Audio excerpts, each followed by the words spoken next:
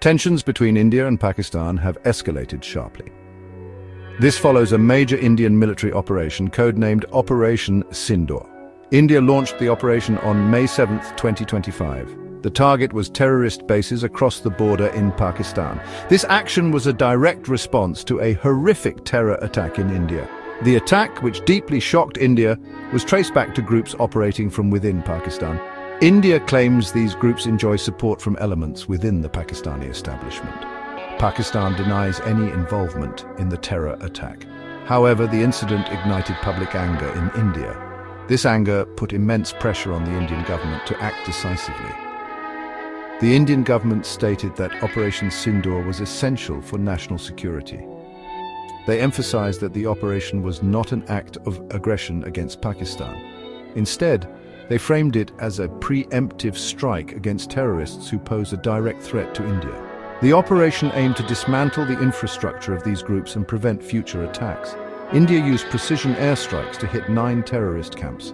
These camps were located in Pakistan-occupied Kashmir and Pakistan. India claims the strikes were highly successful in neutralizing these threats. However, the aftermath of Operation Sindoor has been marked by fear and uncertainty on both sides of the border.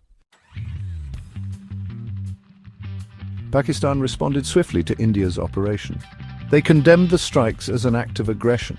Pakistan retaliated with its own aerial attacks. These attacks targeted military installations along the border in Indian-controlled Kashmir. India confirmed these retaliatory strikes. However, they maintain that they caused minimal damage.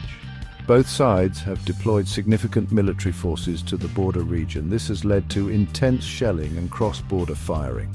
Incidents like these increase the risk of a larger conflict. International observers are deeply concerned about this escalation. The fear is that any miscalculation could spiral out of control. Adding to the tension, there are reports of civilian casualties on both sides. Shelling and cross-border firing have resulted in tragic deaths and injuries. Homes and businesses have also been damaged. The human cost of this conflict is a stark reminder of the devastating impact of hostility and violence. The use of drones adds another layer of complexity to the conflict. Both India and Pakistan have deployed armed drones in recent years. Drones have been used in targeted killings and strikes against military installations. This adds an unpredictable element to the conflict.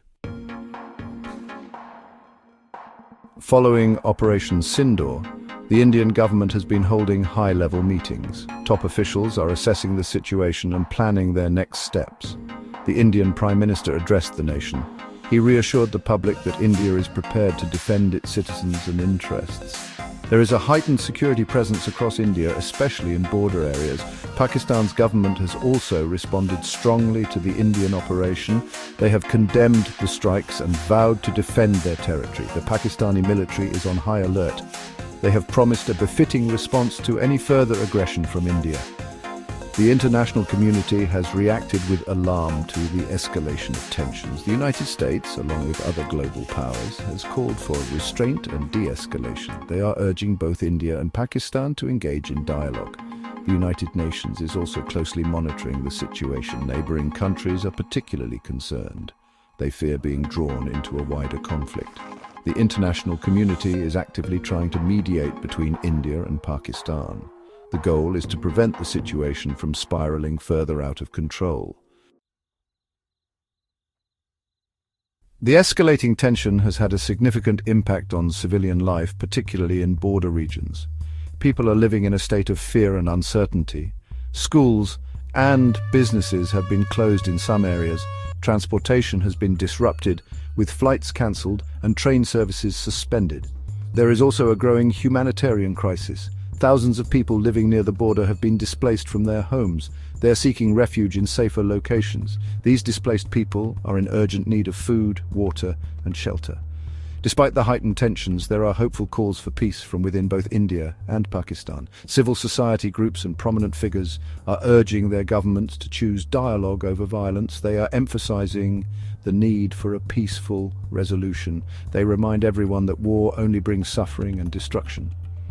The international community must continue its efforts to facilitate dialogue between India and Pakistan. It is essential to address the root causes of this long-standing conflict. Only through peaceful negotiations and mutual understanding can lasting peace be achieved in the region. The international community must remain actively engaged in supporting peace efforts.